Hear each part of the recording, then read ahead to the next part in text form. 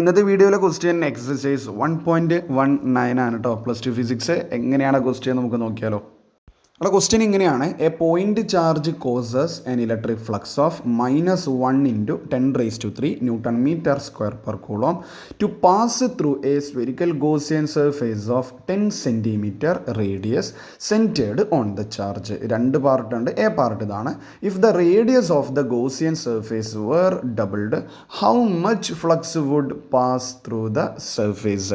അതിൻ്റെ ആൻസർ ഞാൻ പറഞ്ഞിട്ട് തന്നെ പോകാൻ വിചാരിക്കുന്നു. ഞാൻ തൊട്ടുമ്പത് വീഡിയോയിൽ പറയുന്നുണ്ട് മക്കൾ, ഫ്ലക്സ് ഒരിക്കലും എന്തിനെ ഡിപ്പെൻഡ് ചെയ്യില്ല. ആ ഒരു ബോഡി ഏത് ബോഡിയിലാണോ ചാർജ് വെച്ചിരിക്കുന്നത് അതിൻ്റെ ഡയമെൻഷനെ ഡിപ്പെൻഡ് ചെയ്യില്ല. സോ ആൻസർ എന്തായിരിക്കും? നോ ചേഞ്ച് ആണ്.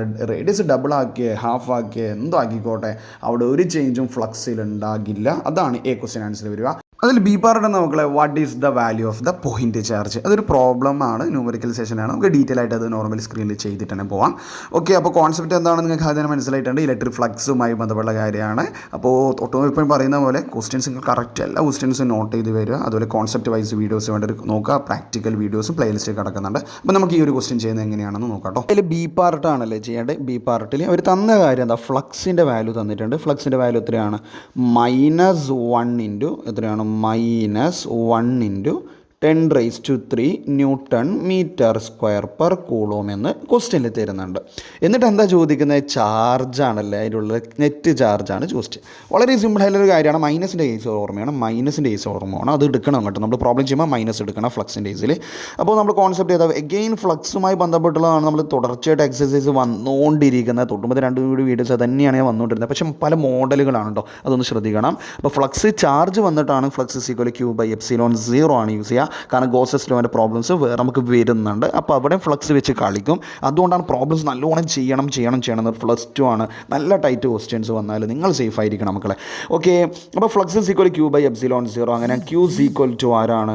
Q = 5 ആര് വരും? ε0 വരൂലേ? ക്ലിയർ അല്ലേ? ഈ ε0 5 കൊണ്ട് മൾട്ടിപ്പിൾ Q കിട്ടും. കഴിഞ്ഞു. അങ്ങനെയാണെങ്കിൽ Q what is the value of 5? 5ൻ്റെ വാല്യൂ എത്രയാണ്? -1 × 10⁻³. ഇനി ε0ൻ്റെ വാല്യൂ എത്രയാണ്? ഒരു കാൽക്കുലേറ്റർ നമുക്കവിടെ വേണ്ടടാ. ε0ൻ്റെ വാല്യൂ എത്രയാണ്? 8.85 × 10⁻⁻12. നല്ല ലെവൽ പ്രോബ്ലംസ് ചെയ്ത് പഠിക്കുക. +2 ആണ്. ഡബിൾ വാല്യൂഷൻ മറന്നു പോകല്ല. ഓക്കെ, അപ്പോൾ -1 × 8.85 നമുക്ക് അവിടെ തന്നെ എഴുതാം. എന്ത് എഴുതാം? ഒന്ന് റബ്ബ് ചെയ്യാം മുകൾ ഭാഗം. ഓക്കെ, അപ്പോൾ അങ്ങനെയാണെങ്കിൽ നമുക്ക് എന്ത് വരും? Q -1 × 8.85 എന്ന് പറഞ്ഞാൽ -8.85 ഉണ്ട്. ഇൻറ്റു പവർ എത്രയാണ് വരിക? 10⁻³ ഉണ്ട്. ഇവൻ 10⁻⁻12 അല്ലേ ε0ൻ്റെ വാല്യൂ. -12ഉം 3ഉം സമ്മപ്പ് ചെയ്ത് കഴിഞ്ഞാൽ ബാക്കി എത്രയുണ്ടാവും? 10⁻⁻9 കൂളോം എന്ന് പറയാം. കറക്റ്റാണ്, സെറ്റാണ്.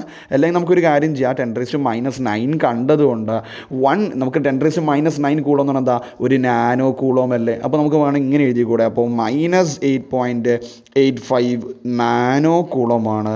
ആ കേസിൽ നമുക്ക് അതിൻ്റെ ഉള്ളിലുണ്ടാകുന്ന total charge or net charge എന്ന് പറഞ്ഞു കഴിഞ്ഞാൽ ഇതാണ് മക്കളെ നമ്മൾ എക്സസൈസ്. ഏത് ക്വസ്റ്റ്യൻ എന്ന് പറഞ്ഞു കഴിഞ്ഞാൽ 1.19 എന്ന് പറഞ്ഞ ക്വസ്റ്റ്യൻ ഇതാണ്. അപ്പോൾ ക്ലിയർ ആണെന്ന് വിചാരിക്കുന്നു. എഗെയിൻ ക്വസ്റ്റ്യൻ ഫ്രം ഏതാ ടോപ്പിക്? ഇലക്ട്രിക് ഫ്ലക്സ് റിലേറ്റഡ് ആയിട്ടുള്ള കാര്യം. അവിടെ എ പാർട്ട് ഇലക്ട്രിക് ഫ്ലക്സിൻ്റെ ഡിപ്പെൻഡൻസി ഒരിക്കലും ബോഡിയുടെ ഡയമെൻഷൻ ഓർ സൈസിനെ ഡിപ്പെൻഡ് ചെയ്യില്ല. അതുകൊണ്ട് റേഡിയസ് ഡബിൾ ആക്കിയെന്നോ റേഡിയസ് ഹാഫ് ആക്കിയെന്നോ എന്ത് പറഞ്ഞോട്ടെ, എഡ്ജ് കൂട്ടിയെന്ന് എന്ത് പറഞ്ഞോട്ടെ, അതൊരിക്കലും ഡിപ്പെൻഡ് ചെയ്യില്ല. ക്ലിയർ ആണല്ലോ മക്കളെ? അപ്പോൾ അടുത്ത സെഷനിൽ നമുക്ക് എന്ത് ചെയ്യാം? അടുത്ത ക്വസ്റ്റ്യനായിട്ട് വീണ്ടും കാണാം. നിങ്ങളുടെ സജഷൻസ് ഷുവർലി കമൻറ്റ് ബോക്സിൽ അറിയിക്കുക. നിങ്ങളുടെ ഫ്രണ്ട്സിലേക്ക് എത്തിക്കുക. കറക്റ്റ് നിങ്ങൾ ഫോളോ അപ്പ് ചെയ്യണേ. ഓക്കെ, അപ്പോൾ നെക്സ്റ്റ് സെഷനിൽ വീണ്ടും കാണാം മക്കളെ. Okay, thank you.